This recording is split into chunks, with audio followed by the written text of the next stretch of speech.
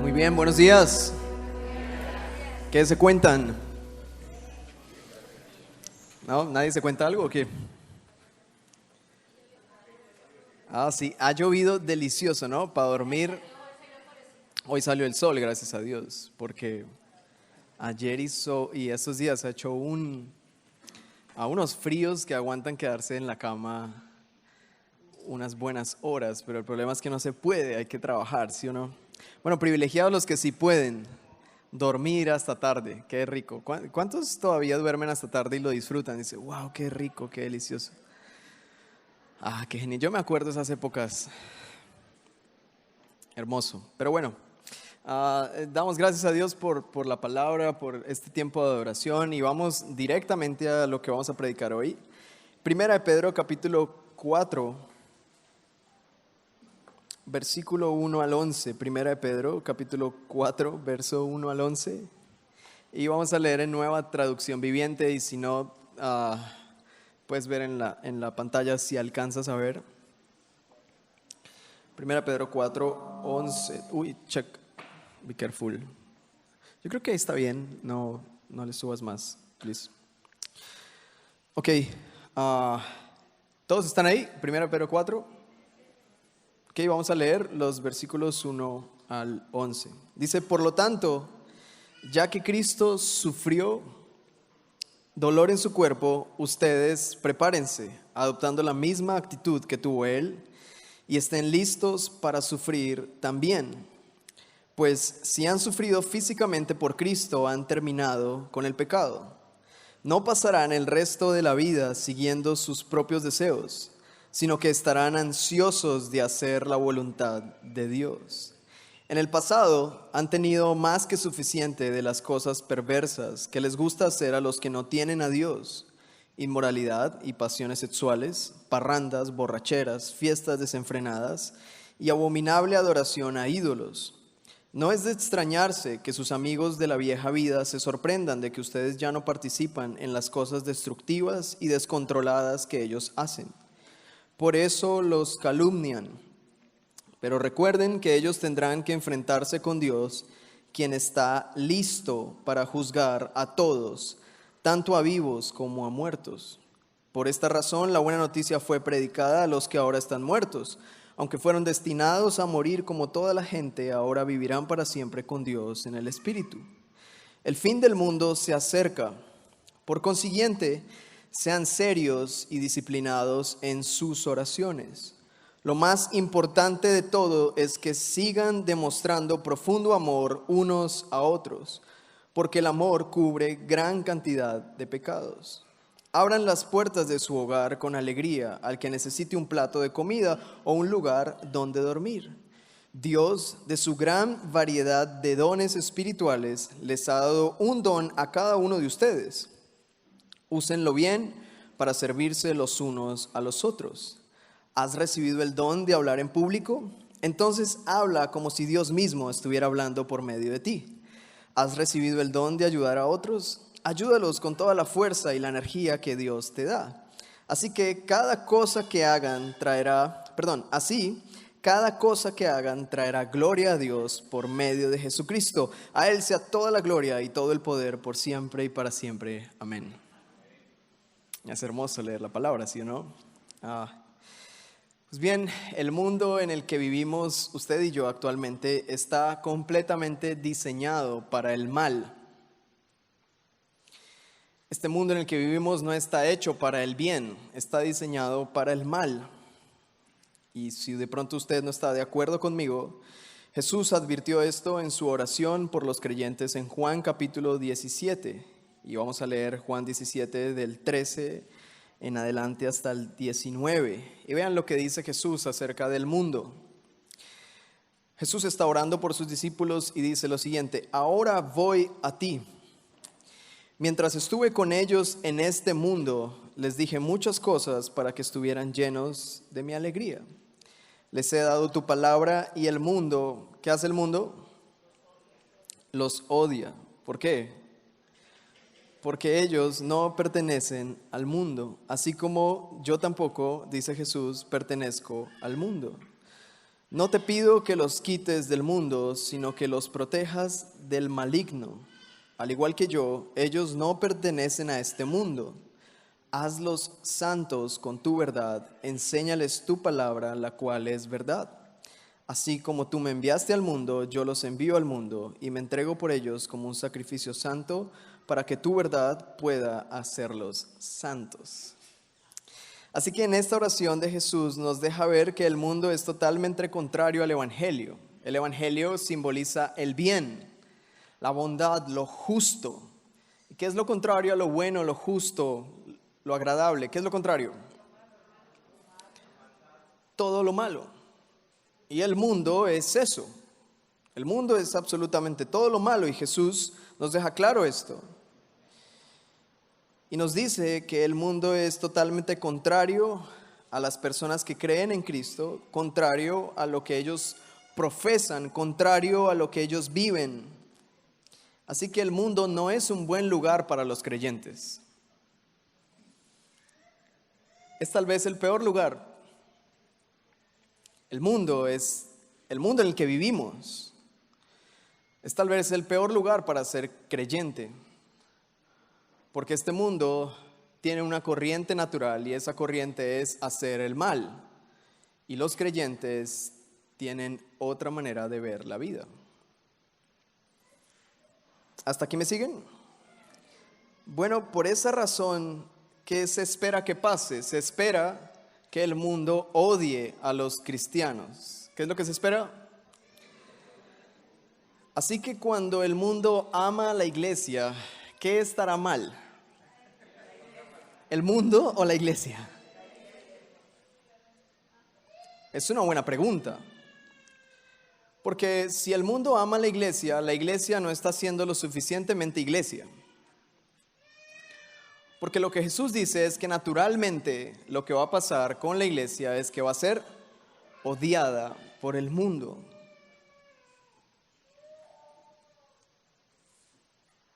Así que Jesús dice al Padre, no te pido que los quites del mundo porque es necesario que ellos estén allí, pero te pido que los guardes del mal que los rodea, pues ellos no pertenecen al mundo.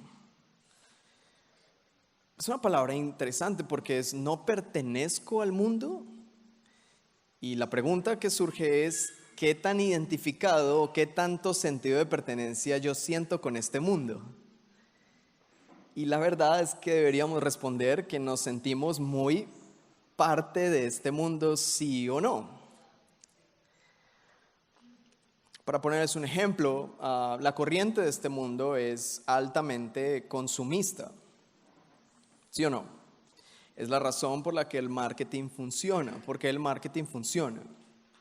Porque el marketing busca y encuentra alimento en nuestros corazones codiciosos, envidiosos, orgullosos.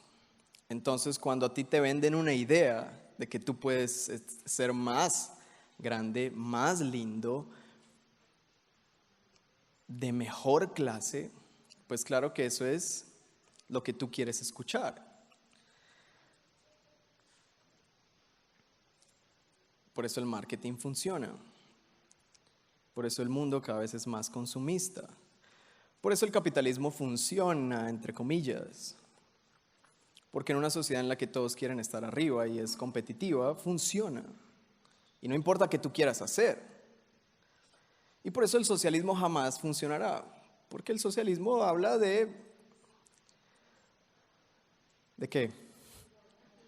De solidaridad. De solidaridad. ¿Y qué tan solidario es el mundo? ¿Qué tan solidario es? ¿Cómo es el mundo en realidad?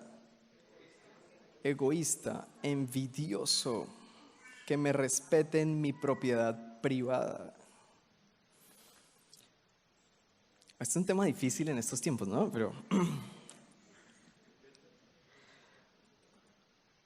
¿por qué funciona como funciona el mundo? Porque los corazones de quienes habitan el mundo necesariamente son egocéntricos, egoístas, tendientes al mal. todo el mundo tiene un amor salvaje por el dinero. Hay gente que daría lo que fuera. Hay gente que está muriendo en la frontera con Estados Unidos. Hay gente que lleva 6 meses encerrados en un calabozo con la esperanza de enriquecerse. ¿Qué tan grotesco es eso? ¿Y cuál es la meta? Dinero. Y nada más que dinero y todo lo que acompaña al dinero. El dinero que acompaña. Cosas que son, la verdad, muy bacanas, ¿sí o no? ¿Qué es lo que hace un latino recién empieza a ganar plata en Estados Unidos? Comprar un iPhone, eso es, realmente es. ¿Y por qué? ¿Porque el iPhone es buen celular? No. ¿Por qué? Para tomarme fotos en un espejo y que se vea la manzana.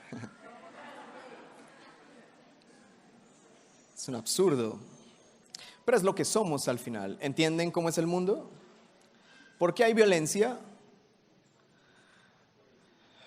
Por el dinero. ¿Por qué hay disputas en las calles? Porque y todos estamos detrás de nuestro bien personal y absolutamente nadie desea el bien común. Y el Evangelio es completamente contrario a todos los sistemas. A cualquier sistema económico que el mundo invente es totalmente contrario al Evangelio. Y Jesús lo dijo así: el mundo los va a odiar porque ustedes no pertenecen a este mundo, ustedes son de otro mundo. Bueno, ¿cómo es esto? Pues Pedro está enfrentando con su carta, porque estamos en Primera de Pedro, Pedro está enfrentando con su carta esta problemática en la iglesia. La iglesia es una iglesia situada en Asia Menor, lo que hoy en día es Turquía, por si a alguien le gusta estudiar geografía. Y Pedro lo que está intentando hacer con esto es traer un alivio porque la iglesia estaba experimentando una persecución. Pero no era cualquier persecución, era una gran persecución. Y les he venido predicando al respecto. Por ejemplo, una de las persecuciones era que el Imperio Romano, que es hoy en día como nuestro gobierno, oprimían horriblemente a los cristianos, a los creyentes. Y a todo el mundo en general, con impuestos del 30 y 40%. Nosotros en promedio pagamos un 23% tal vez, como colombianos. Si usted no lo sabía, los colombianos pagamos en promedio 23% de lo que ganamos en impuestos. Bueno, en esa época se exigía más del 30, 40% de tu salario. Era un sistema opresivo. Pero Pedro confronta esto y le dice a la iglesia: amigos, honren y respeten a su rey. Pero ¿cómo? Si este rey es un rey horrible, nos está oprimiendo. Bueno, si ustedes sufren por honrar a un rey perverso, ustedes están participando de este nuevo reino al que pertenecen.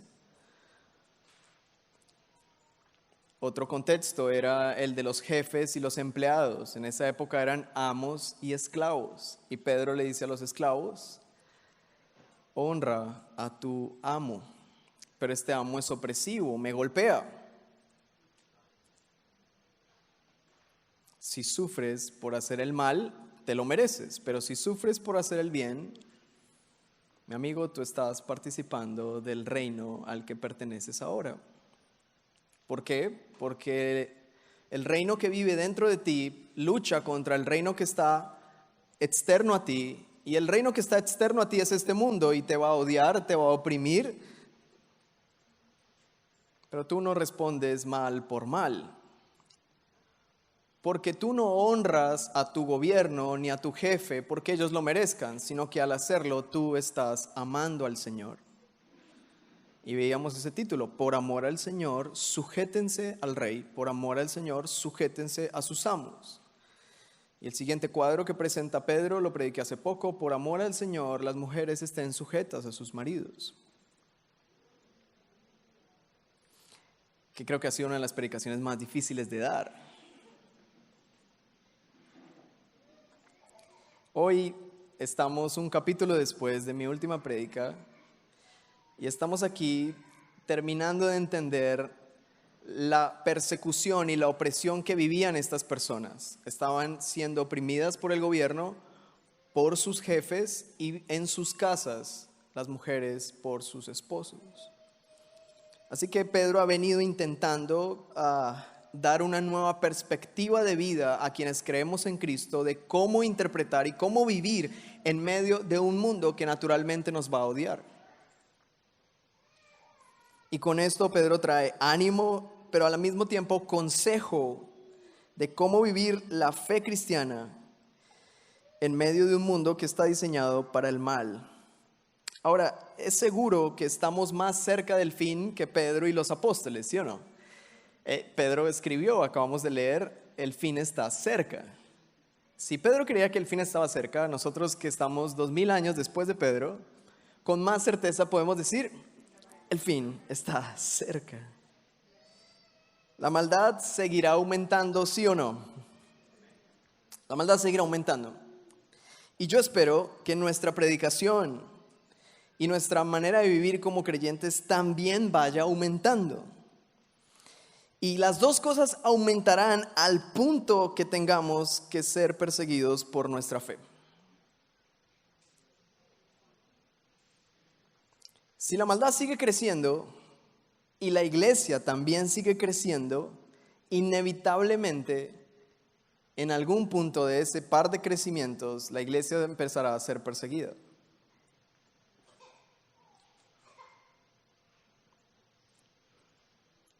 Y antes de que eso pase, es importante que sepamos cómo responder y cómo vivir en medio de la persecución.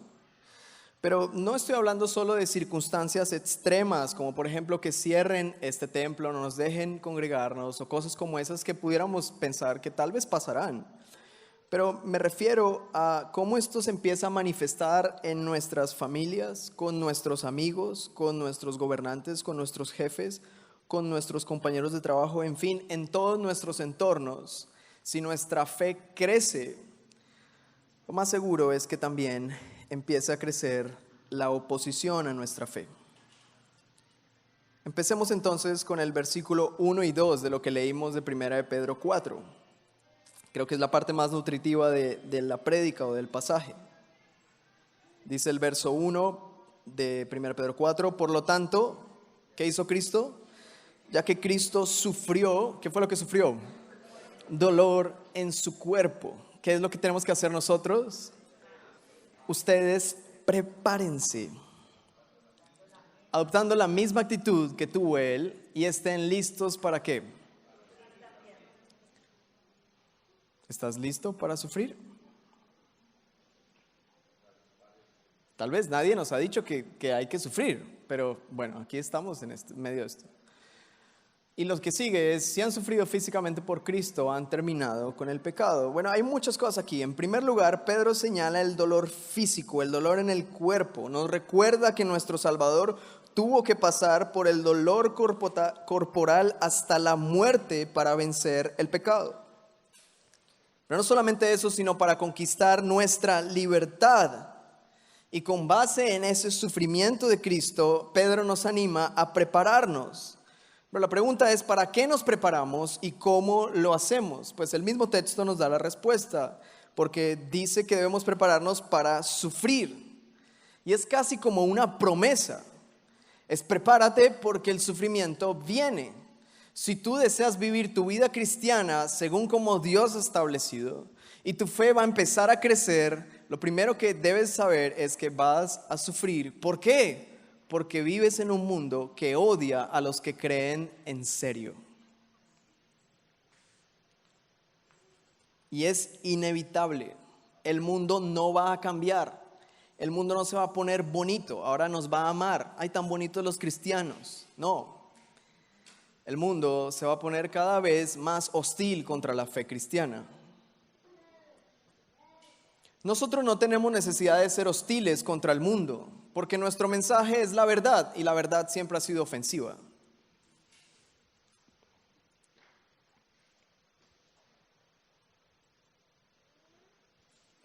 Así que nosotros debemos prepararnos ¿para qué? ¿Para qué? Bueno, yo sé que a algunos que les cuesta decir eso, pero vamos, dígalo por una cosa terapéutica. ¿Para qué nos preparamos? Para sufrir.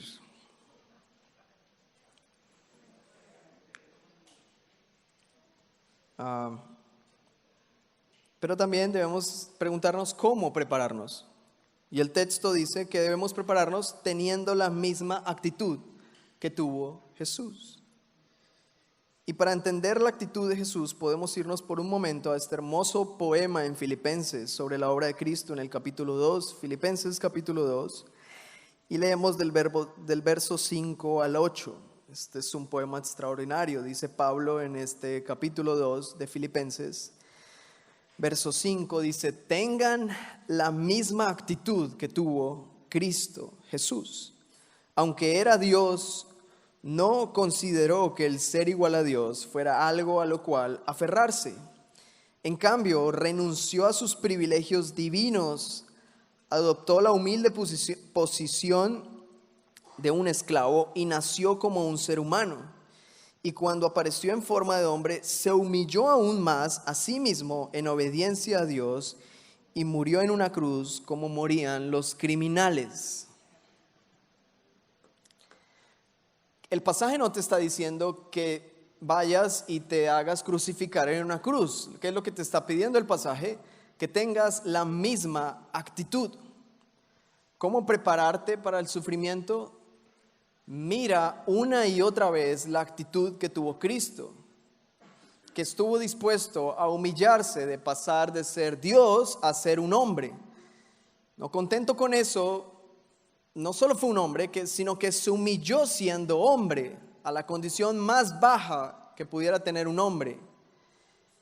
Y murió en una cruz humillado como un malhechor, como un criminal. ¿Era Dios un criminal? ¿Era Cristo un criminal? Pero ¿él qué hizo? Se humilló. ¿Pueden ver la actitud que tuvo? Entonces, ¿cómo prepararnos para sufrir?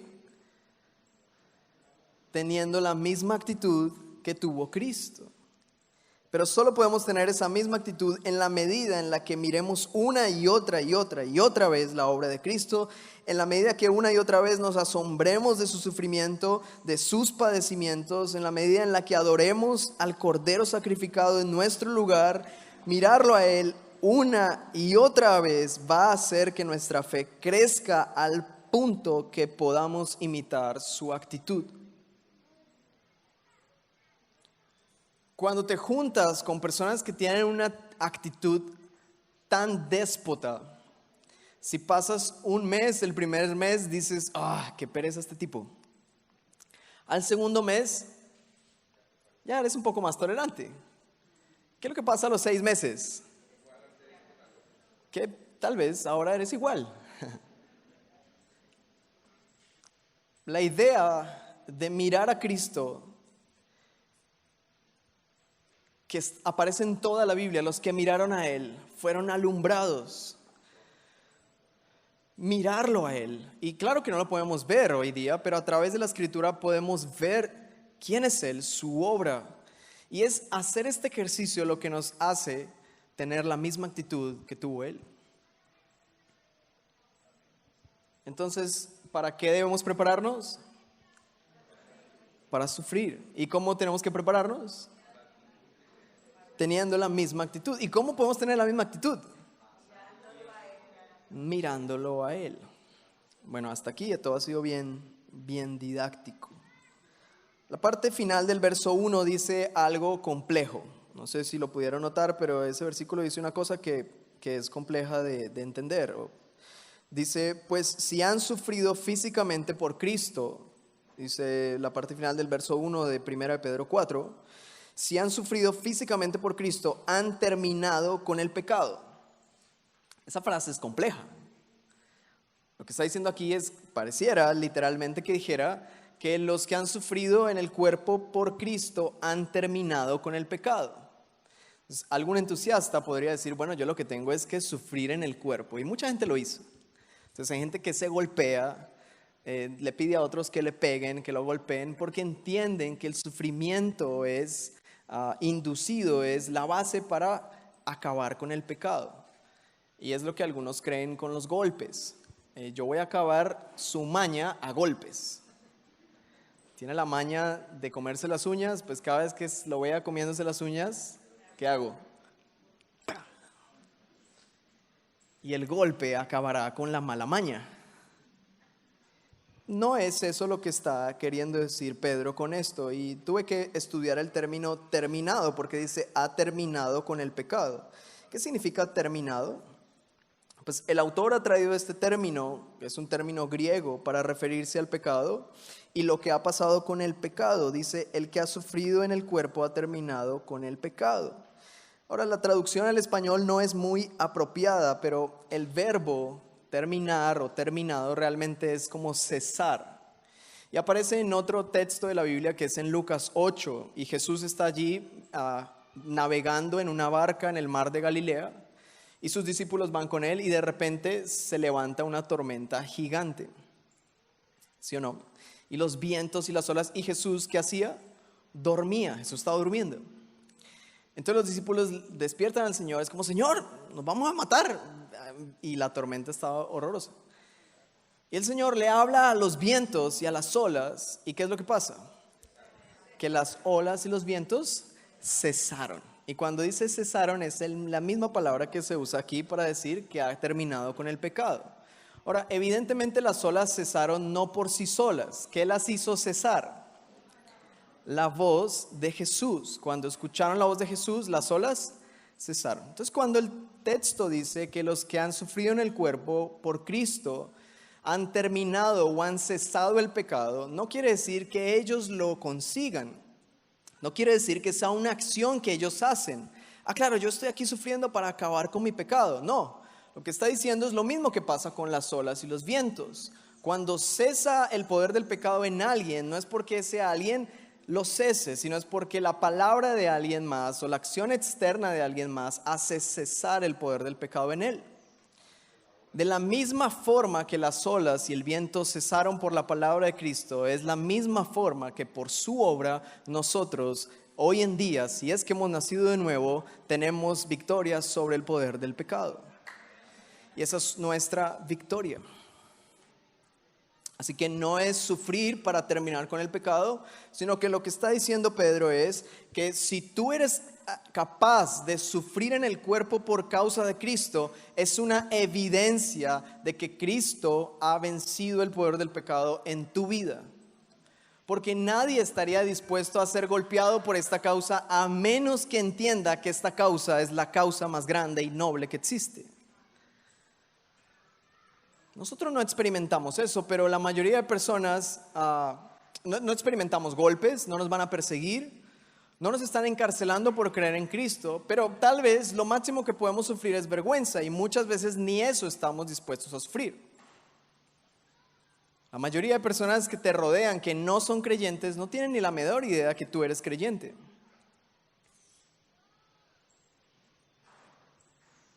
Y a veces tenemos un poco de vergüenza de creer en Dios. ¿Tú eres cristiano? Sí, yo asisto a la iglesia. Entonces, lo que está diciendo Pedro acá es que alguien que ha venido a la vida de fe por el poder del Espíritu Santo es capaz de sufrir incluso en su cuerpo el sufrimiento por causa de esta verdad. Esta verdad es digna de que nuestros cuerpos sean torturados hasta la muerte. Y eso era lo que pensaban los apóstoles al inicio. Pero a nosotros nos cuesta cambiar el perfil de Instagram. Bueno. El segundo versículo dice algo muy hermoso. Dice que aquellas personas que han nacido de nuevo, o la iglesia, dice, no pasarán el resto de la vida siguiendo sus propios deseos, sino que estarán ansiosos de hacer la voluntad de Dios. Y ahí nace el título de mi prédica. Esta prédica se llama Una buena ansiedad. ¿Cómo se llama? Bueno, la ansiedad o una sana ansiedad. Gracias a Dios por los que ponen los títulos. Una sana ansiedad. La ansiedad es mal vista, ¿sí o no? Es una de las enfermedades más comunes de hoy día. La gente, increíblemente, las personas que más dinero tienen son las que más sufren de ansiedad. Es un asunto extraño que uno escuche a J Balvin diciendo que ha pasado por un proceso de ansiedad al punto de querer suicidarse. Es como, fue muy difícil, pandemia. El tipo vive en una casa de 1000 metros cuadrados. Es decir, si para él es difícil, no me imagino para mí que vivo en un apartamento de 45 metros cuadrados. O sea, como que aquí no tengo para dónde ir. Pero la depresión, la ansiedad, son la consecuencia natural de nuestra maldad. Pero Pedro aquí nos llama la atención a una ansiedad que no parece nociva. Dice, no pasarán ustedes el resto de la vida siguiendo sus propios deseos, sino que estarán ansiosos de hacer la voluntad de Dios. Ansiosos de hacer la voluntad de Dios. ¿Tienes ansiedad por no hacer la voluntad de Dios? ¿Te pica la espalda? Nos da ansiedad por comer, estamos ansiosos por comer, estamos ansiosos por salir de aquí, estamos ansiosos porque ya suceda lo que me dijeron que tenía que suceder, estamos ansiosos y vivimos ansiosos por muchas cosas, pero aquí el autor nos dice que los cristianos debemos tener una ansiedad saludable. ¿Y cuál es? Hacer la voluntad de Dios. La idea de Pedro con decir que el pecado ha cesado en nuestras vidas a causa de lo que Cristo ha hecho, no significa que no pequemos más. Aunque Cristo ha vencido el poder del pecado, nosotros seguimos pecando. Pero no de manera constante y como una práctica de vida. Juan lo aclara y dice, el que diga que no peca es un mentiroso. Porque todos pecamos, pero la diferencia entre unos y otros está en que el que no conoce a Dios o el que no tiene a Dios, le gusta, le encanta su pecado. Y lo practica periódicamente, lo tiene como una forma de vida. Pero el cristiano no, el cristiano peca, claro que peca, pero su fe y el Espíritu Santo dentro de él no le permite, por un lado, ni que lo disfrute para decir, estuvo delicioso, vamos por otra, ¿qué más? Sino que lo natural es que el cristiano tenga un entristecimiento en su corazón. Decir, pero ¿qué acabo de hacer? Lo disfruté, pero luego es como, pero no es una consecuencia, no es un dolor por las consecuencias de, no, me pillaron. No, es un dolor por haber ofendido al Señor. Sí, pero si yo no soy así, que... Señor, qué horror. Y tienes esta lucha contra tu pecado.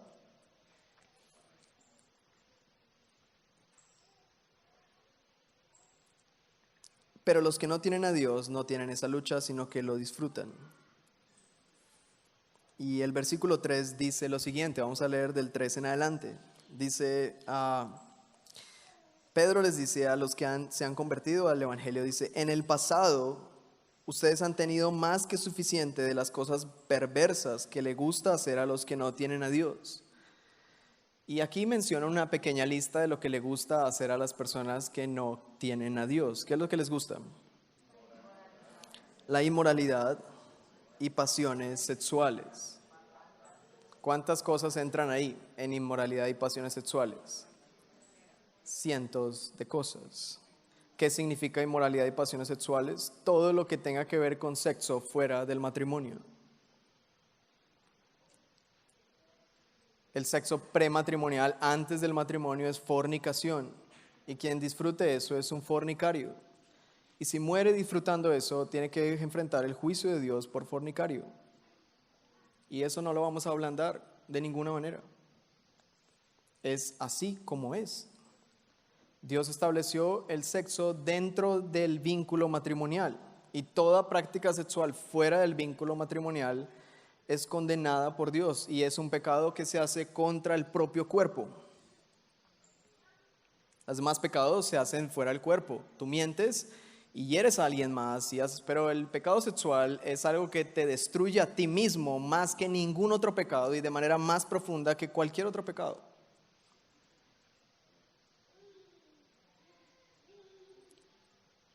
La otra cosa que le gusta a los que no tienen a Dios son las parrandas.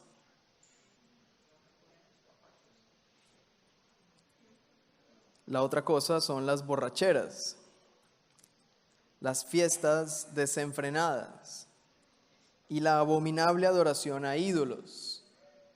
Y la adoración a ídolos no es la Virgen solamente.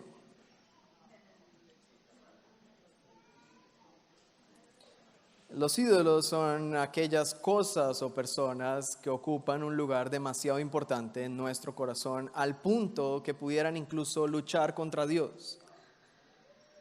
Para algunos sus hijos son ídolos. Pero ¿por qué si mis niños tan lindos yo los amo? Sí, pero nuestro corazón es tan perverso que, como muy bien lo decía Juan Calvino, nuestro corazón es una máquina, una fábrica de producir ídolos. Y tenemos ídolos por todos lados. Para algunos, ustedes tienen a un pastor como un ídolo. Algunos tienen a su esposo, a su cónyuge. Bueno, eso no lo veo muy probable, pero tal vez.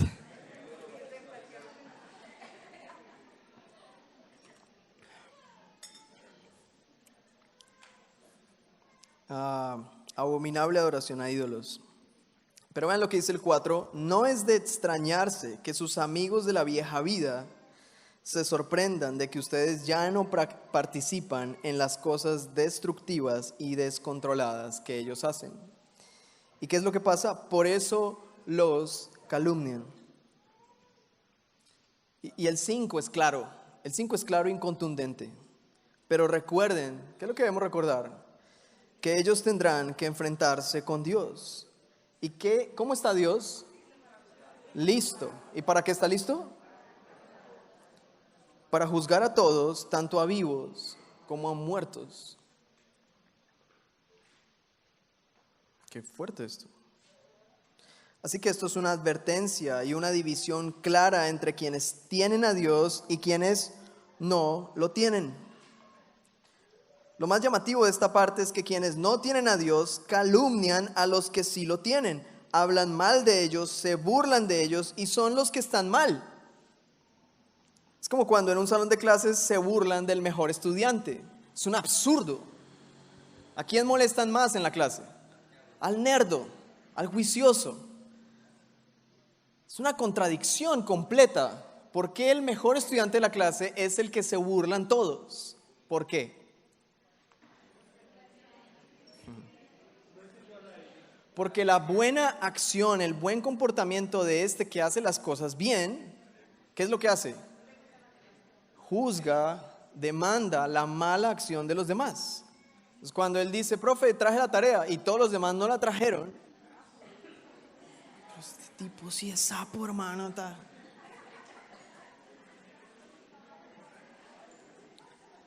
Entonces, lo natural de nuestros corazones, lo normal de nuestros corazones es atacar al que hace bien. Es lo natural. Alguien se empieza a portar bien, alguien empieza a citar la Biblia y, ay no, aquí viene el teólogo. Denle permiso que viene con 3 versículos en la mano. Porque la buena obra de las personas nos hace a nosotros sentirnos mal.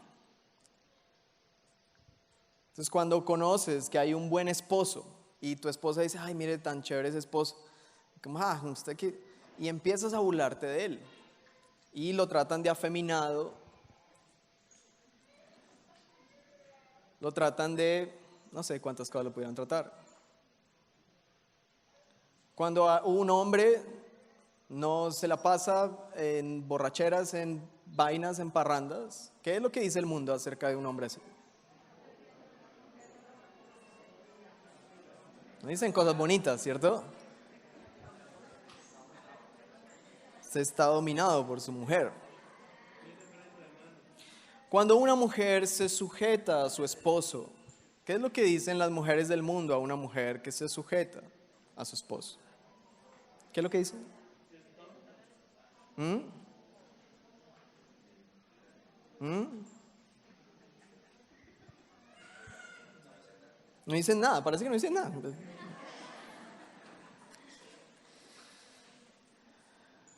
El verso 5 nos habla de lo listo que está Dios para juzgar a todos. Y esto de cierta forma satisface nuestro deseo de justicia, porque cuando hacen bullying, uno desea que quien lo hace pague las consecuencias y muchas veces no pasa nada. Yo sufrí de bullying en el colegio, en el bachillerato.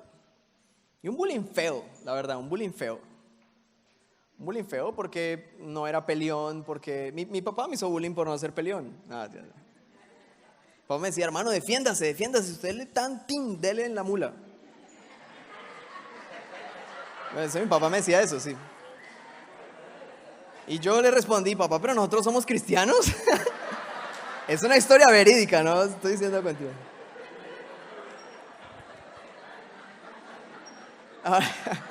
Ay, ahora sí todo el mundo se ríe, ¿no? Pero ahorita, callados, ahorita. Bulineros. Papá me decía eso, no le vaya a pegar a nadie, pero no se deje cascar, hermano. Yo entendía su buena motivación, pero nunca tuve esa intención. En el colegio podrían decir, este pelado es un bobo. Y se burlaban de mí y se aprovechaban, como decía el Chapulín Colorado, de mi nobleza. Pasaron muchas cosas desagradables y yo siempre hubiera querido que se hiciera justicia con ellos, que algún profesor los echara, que algo pasara, pero nunca pasó nada. Así que eso genera una cosa fuerte en el corazón de uno, de un deseo de justicia, de tomar la justicia por la propia mano. Ahora, cuando conocí al Señor, descansé y dije, bueno, si estos tipos no reciben la justicia que es por Cristo y por la fe, algún día tendrán que pararse frente a Dios y ahí los voy a ver.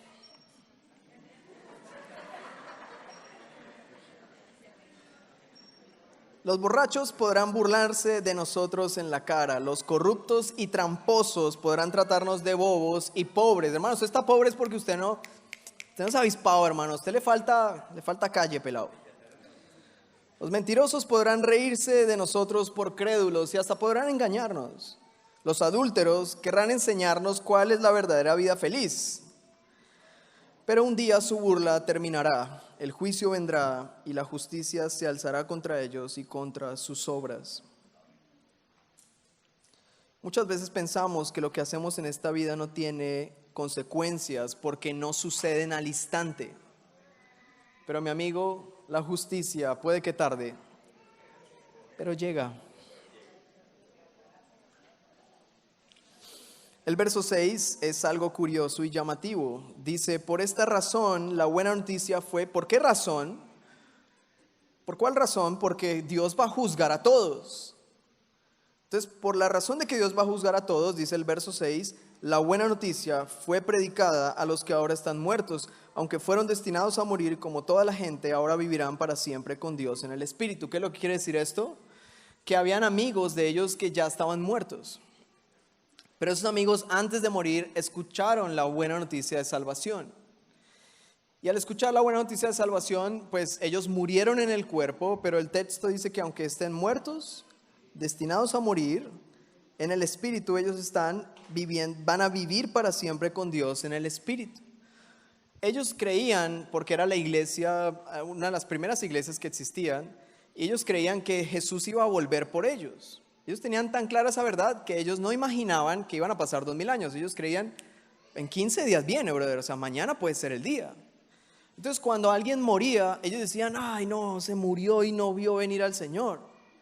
Y se entristecían en su corazón. Pero Pedro les dice, incluso los que ya murieron y escucharon la verdad, ellos escucharon la verdad para que no tuvieran que enfrentar el juicio horroroso frente a Dios, sino que a través de la fe, ese juicio que merecían recibir, haya sido sobre el cuerpo de Cristo, y cuando ellos se enfrenten con Dios, no van a ir con vergüenza ni temor, sino con alegría y felicidad de ser recibidos en el nombre de Cristo Jesús. Esa es una esperanza. Muy bien, si nuestra vida ya no se trata de seguir nuestros deseos, sino de sufrir por causa de Cristo, la pregunta es, ¿qué es lo que me hará sufrir ahora que vivo por Cristo? O sea, si ya no voy a seguir los deseos pasionales de las borracheras, las parrandas, la vanidad, la belleza, la estupidez mundana, si ya no voy a seguir la corriente de este mundo que me va a llevar a destruir mi vida, mi cuerpo, entonces, ¿qué es lo que se supone que voy a hacer? ¿Y qué es lo que al hacerlo me van a perseguir? O sea, ¿qué es lo que tengo que hacer para que me persigan? Tal vez para no hacerlo, o tal vez para hacerlo. Pues el versículo 7 en adelante nos ayuda para eso. Dice el verso 7, el fin del mundo se acerca. ¡Tatán! El fin del mundo se acerca. ¿Y qué es lo que tenemos que hacer? ¿Asustarnos? ¿Empezar a decirlo por redes sociales? ¿Asustar a todo el mundo? ¿Qué es lo que hay que hacer? Por consiguiente, ¿qué es lo que hay que hacer? Sean serios. Eso es algo que le falta a muchos creyentes al respecto de esta verdad. El fin del mundo se acerca. Por favor, sé serio. Algunas personas toman esto del fin del mundo como un chiste, como una amenazadera, como una acusación, como estar señalando a todo el mundo. Pero no, dice, sean serios y ¿qué más? Disciplinados en sus oraciones. ¿Cuántos aquí son serios y disciplinados en sus oraciones? Bueno, versículo 8. Yo tengo mucho que aprender en cuanto a esto de ser serio y disciplinado con mis oraciones, porque debo confesarle que no quepo en ese estándar. Tanto como usted, amo al Señor, amo su palabra, me encanta estudiar la palabra, predicar la palabra, pero la oración es algo a lo que ¿alguien sufre conmigo ese dilema? Entonces estamos creciendo juntos en esto, mis amigos. Lo más importante, dice el versículo 8, ¿qué es lo más importante de todo? Lo más importante de todo es que sigan demostrando profundo amor unos a otros. ¿Por qué? Porque el amor cubre gran cantidad de pecados. Ah, qué hermoso esto. Nosotros vivimos en una sociedad de derechos, ¿sí o no? Y todo el mundo exige los derechos. Tengo derecho a esto, tengo derecho a lo otro, tengo derecho. Pero los derechos se sostienen si alguien practica el deber.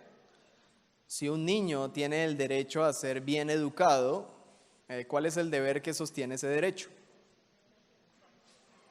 Que haya unos papás, unos maestros, un contorno académico familiar que se esmere y se esfuerce por criarlo de manera correcta.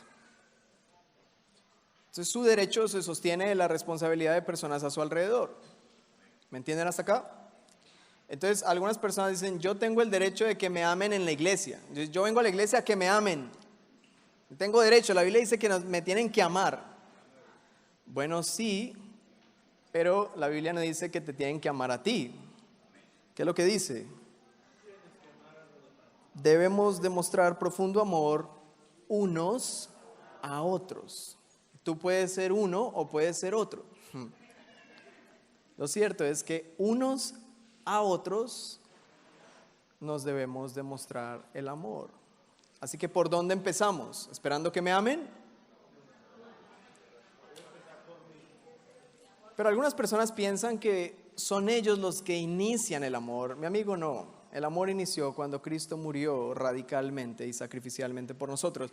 Si el amor sacrificial de Cristo no es suficiente inspiración para que tú ames a otros, créeme que no vas a encontrar una mejor inspiración que eso.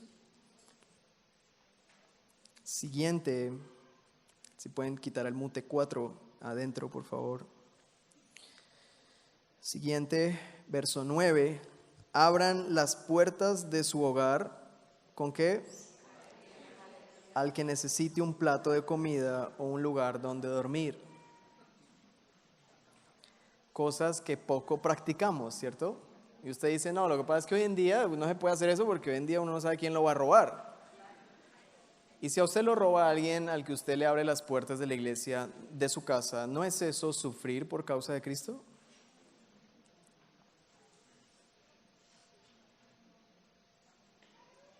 ¡Chachán! Bueno, eso me lo digo a mí mismo, la verdad.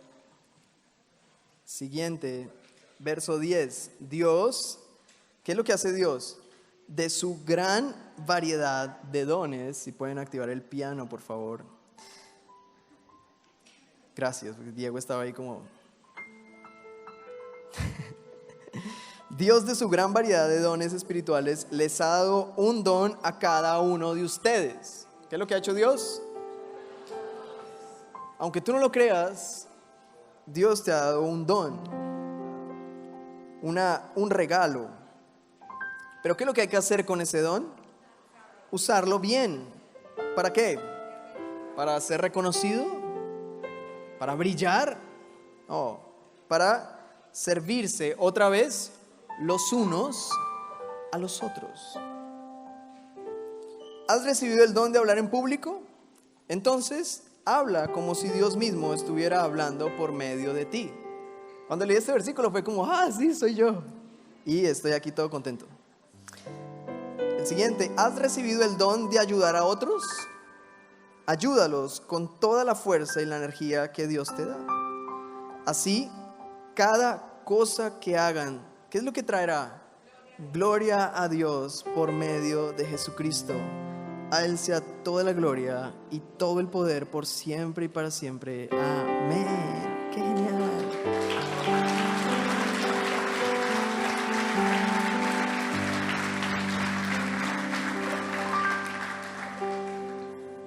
Bueno, hoy el Señor nos invita a revisar nuestro corazón. Tú no puedes escuchar esta prédica y no revisar tu corazón. Porque estamos viviendo tiempos de extraña calma como iglesia. No estamos siendo perseguidos. Quizá porque la maldad no ha aumentado demasiado, o quizás porque nuestra predicación, nuestra manera de vivir como cristianos tampoco ha crecido lo suficiente como para incomodar al mundo.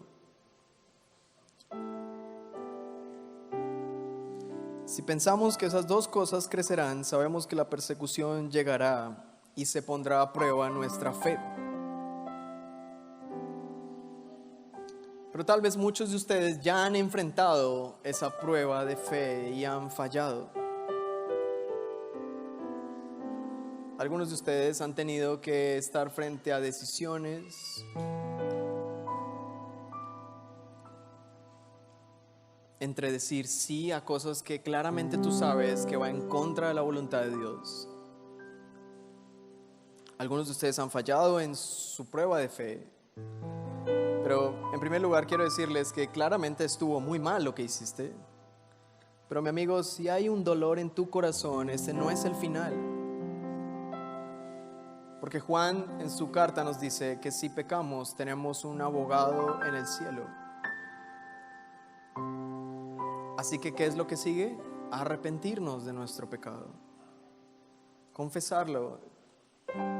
Pedir la misericordia del Señor. No por hacer eso has dejado de ser su hijo. Sigue siendo su hijo. Pero hoy es el día de restaurar tu relación con el Señor. Pero hay un mensaje para otras personas y es: ¿todavía disfrutas la vida en pecado? ¿Todavía disfrutas la parranda, la borrachera, el desorden? Lo que claramente sabes que no es la voluntad de Dios. Si es así, quiero advertirte que estás en peligro de recibir después de tu muerte el juicio de Dios, que será implacable y sin contemplaciones. No hay contemplación para esto. No hay segunda oportunidad. No hay forma de que tú evadas algo como eso. La muerte está a la vuelta de la esquina. En este momento puede temblar, esta estructura nos puede caer encima y todos quedamos muertos. Somos tan frágiles que una gripa nos puede matar. un mosquito se nos puede meter al oído, quedarse ahí, podrirse y en unos días. Qué frágiles somos.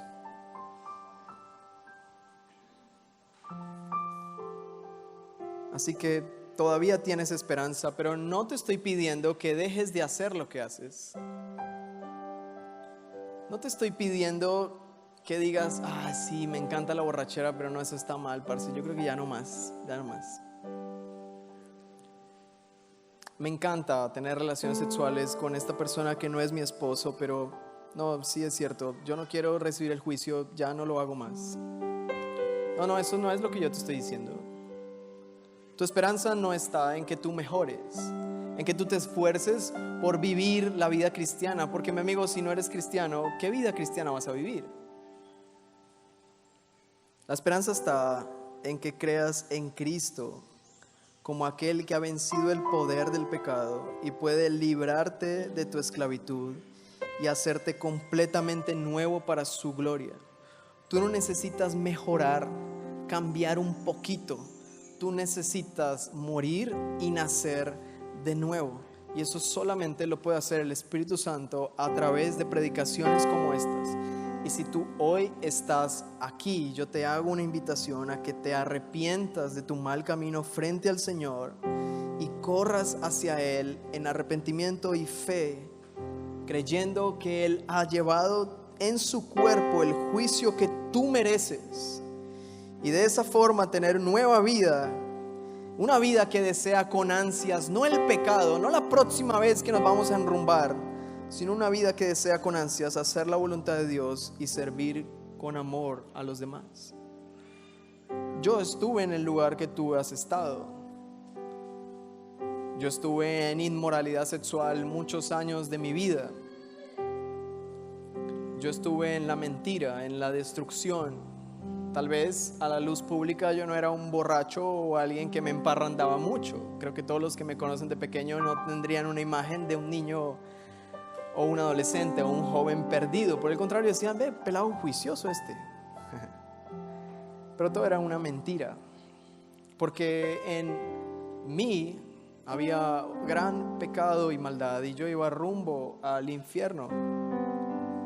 Y yo no entendía y estaba aquí años y años escuchando una y otra vez el mensaje y a mí me parecía lo mismo. Es como otra vez lo mismo. Yo no le paraba bolas a esto.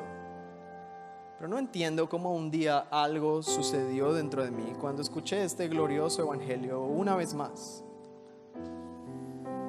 No puedo describirles el día porque no sé en qué momento pasó. Solo sé que cuando me di cuenta y volteé a mirarme otra vez, yo era otra persona. Yo antes amaba y disfrutaba mi pecado, mi inmoralidad sexual. Y en un punto, no sé cómo, solo sé que Él me salvó. Solo sé que puse mi mirada en Él, creí en Él, me arrepentí de mis pecados, solo por su gracia. Yo no tengo ni la menor idea qué vives hoy, pero no voy a parar de hacerte el llamado a creer en Cristo, a arrepentirte de tus pecados y venir a Cristo con plena confianza. Porque esto es serio. Nos podemos poner en pie y oramos al Señor.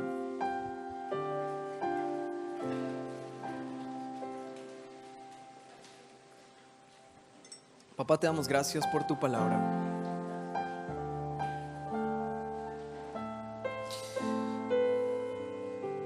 Si alguien no siente que ha cambiado su vida, por favor ruegue al Señor y di, Señor, por favor, sálvame. Ayúdame en mi incredulidad. Yo quisiera creer en ti, Señor, al punto de estar dispuesto a sufrir en mi cuerpo por esta causa gloriosa.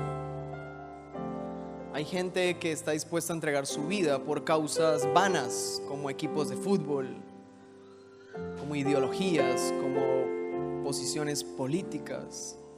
Son causas vanas, vacías, pero nuestra causa, que es el Evangelio, es la causa verdadera, es la causa más digna y noble por la cual podríamos entregar nuestra vida. Así que, Señor, hoy te pedimos,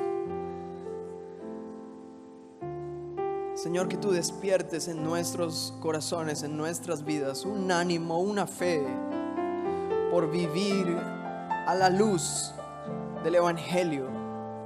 No vivir evitando el pecado, no vivir pensando en no pecar, no vivir pensando en no verme mal, no, vivir en libertad para adorar, para servir a otros, para amar a otros, para abrir las puertas de mi casa a otros, para hablar tu palabra con valentía, para ayudar al que necesita ayuda, con todas las fuerzas y la energía que tú nos has dado, Señor, y todo esto para tu gloria y solo para tu gloria.